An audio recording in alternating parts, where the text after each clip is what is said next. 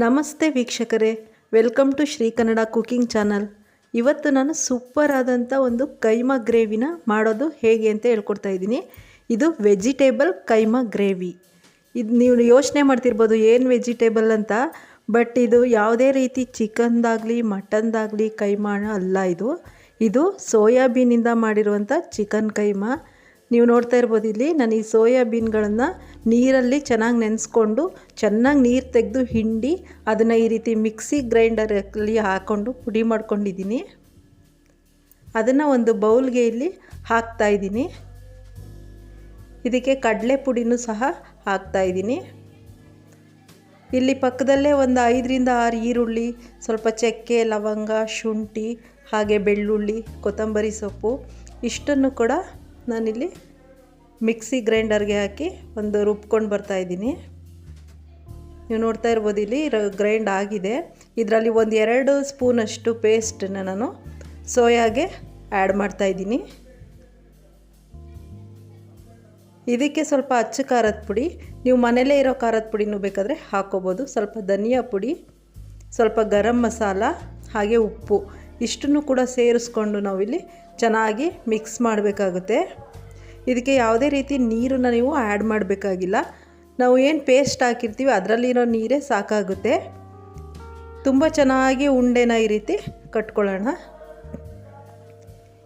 ಈ ರೀತಿ ಎಲ್ಲ ಈ ಉಂಡೆಗಳನ್ನು ನಾವು ಪ್ರಿಪೇರ್ ಮಾಡಿಕೊಂಡು ಒಂದು ಪ್ಲೇಟ್ಗೆ ನಾನು ಇಟ್ಕೋತಾ ಇದ್ದೀನಿ. ನೀವು ನೋಡ್ತಿರ್ಬೋದು ಸೇಮ್ ಮಟನ್ ಚಿಕನ್ ಥರನೇ ಬರುತ್ತೆ ಟೇಸ್ಟ್, ಅಷ್ಟು ಸೂಪರಾಗಿರುತ್ತೆ. ಇಲ್ಲೊಂದು ಪ್ಯಾನ್ಗೆ ನಾನು ಸ್ವಲ್ಪ ಎಣ್ಣೆನ ಹಾಕ್ತಾಯಿದ್ದೀನಿ. ಇದು ಚೆನ್ನಾಗಿ ಕಾಯಬೇಕಾಗುತ್ತೆ. ಈ ಎಣ್ಣೆಗೆ ನಾವೆಲ್ಲ ಕೈಮಾ ಉಂಡೆಗಳನ್ನು ನಾವು ಹಾಕ್ಕೊಂಡು ಸ್ವಲ್ಪ ರೋಸ್ಟ್ ಮಾಡ್ಕೊಳ್ಳೋಣ. ಈ ಸೋಯಾಬೀನ್ನ ನಾವು ಎಷ್ಟು ಯೂಸ್ ಮಾಡ್ತೀವಿ ದಿನನಿತ್ಯದ ಆಹಾರದಲ್ಲಿ, ಅಷ್ಟು ತುಂಬ ಹೈ ಪ್ರೋಟೀನ್ ನಮ್ಮ ಶರೀರಕ್ಕೆ ಆ್ಯಡ್ ಆಗುತ್ತೆ. ಇದು ಪ್ರೋಟೀನ್ ಯುಕ್ತವಾದ ಪ್ರೋಟೀನ್ ಕಣಜ ಅಂತಲೇ ಹೇಳ್ತಾರೆ.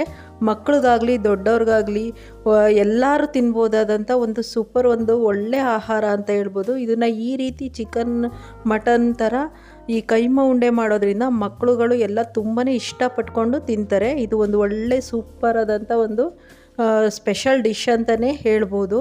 ಈಗ ಇದು ರೆಡಿ ಆಗಿದೆ ಈ ಕೈಮಾ ಉಂಡೆ. ಇದನ್ನು ನಾವು ಒಂದು ಸಪ್ರೇಟ್ ಪ್ಲೇಟ್ಗೆ ನಾನು ತೆಗೆದಿರಿಸ್ಕೊತಾ ಇದ್ದೀನಿ.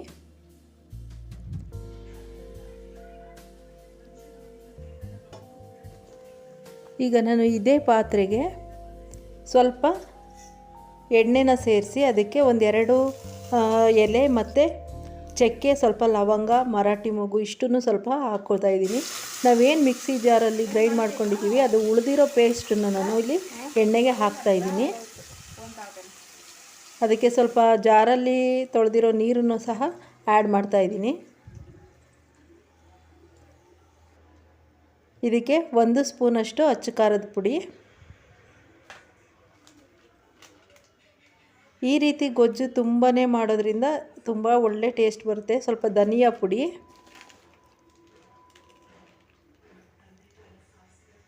ಹಾಗೆ ಸ್ವಲ್ಪ ಗರಂ ಮಸಾಲ,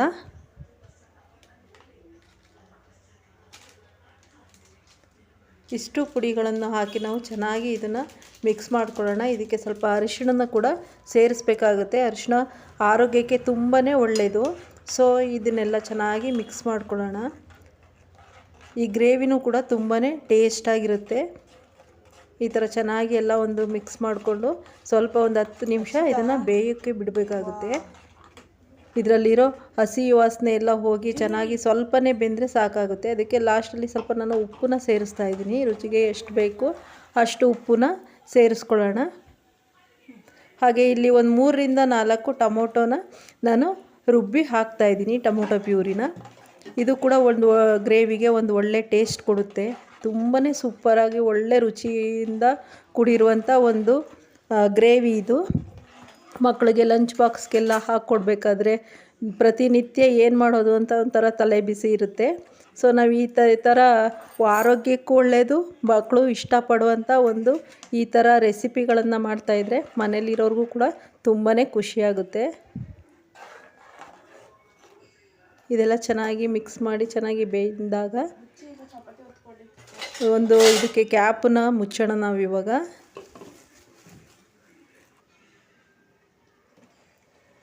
ನೋಡ್ತಿರ್ಬೋದು ಈಗ ಈ ಗ್ರೇವಿ ತುಂಬಾ ಎಣ್ಣೆ ಬಿಟ್ಕೋತಾ ಇದೆ, ಹಾಗೆ ತುಂಬ ಚೆನ್ನಾಗಿ ಬೆಂದು ಬಂದಿದೆ. ಇದು ಗ್ರೇವಿ ಇವಾಗ ರೆಡಿ ಆಗಿದೆ.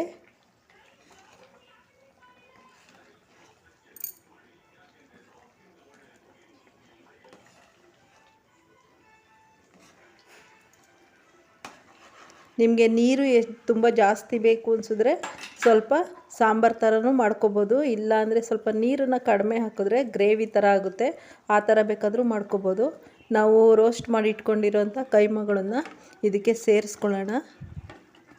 ಇದು ಕೈಮಾ ಆಲ್ರೆಡಿ ನಾವು ಚೆನ್ನಾಗಿ ಸ್ವಲ್ಪ ಇದು ಜಾಸ್ತಿ ಬೇಯೋದೇನು ಬೇಕಾಗಿರಲ್ಲ, ಸ್ವಲ್ಪ ಬೆಂದರೆ ಸಾಕಾಗುತ್ತೆ. ಈಗ ಇದನ್ನೆಲ್ಲ ಚೆನ್ನಾಗಿ ಮಿಕ್ಸ್ ಮಾಡೋಣ. ಇದರಲ್ಲಿ ಇನ್ನೊಂದು ಸ್ವಲ್ಪ ಟೈಮಲ್ಲಿ ಒಂದು 10 ನಿಮಿಷ ಬೇಯಿಸ್ಬಿಟ್ರೆ ಇದು ಗ್ರೇವಿ ಫುಲ್ಲು ರೆಡಿ ಆಗಿದೆ.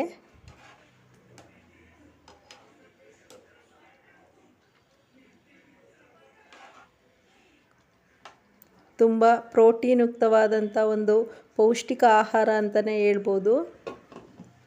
ಈ ಥರ ಮತ್ತೆ ಸ್ವಲ್ಪ ಹೊತ್ತು ಕ್ಯಾಪ್ ಮುಚ್ಚಿ ಬೇಯಿಸ್ಕೊಳ್ಳೋಣ.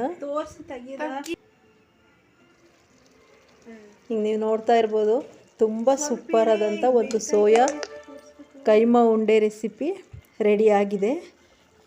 ಈ ವಿಡಿಯೋ ನಿಮಗೆ ಇಷ್ಟ ಆಗಿದೆ ಅಂತ ಭಾವಿಸ್ತೀನಿ. ಈ ವಿಡಿಯೋ ನಿಮಗೆ ಇಷ್ಟ ಆದಲ್ಲಿ ನಮ್ಮ ಶ್ರೀ ಕನ್ನಡ ಕುಕಿಂಗ್ ಚಾನಲ್ಗೆ ಪ್ಲೀಸ್ ಸಬ್ಸ್ಕ್ರೈಬ್ ಮಾಡಿ, ಹೆಚ್ಚು ಶೇರ್ ಮಾಡಿ ಅಂತ ಕೇಳ್ಕೊತಾ, ಇದೇ ರೀತಿ ತುಂಬ ಆರೋಗ್ಯಕರವಾದಂಥ ವಿಡಿಯೋಗಳ ಜೊತೆ ಮತ್ತೆ ಭೇಟಿಯಾಗೋಣ. ಧನ್ಯವಾದಗಳು ವೀಕ್ಷಕರೇ.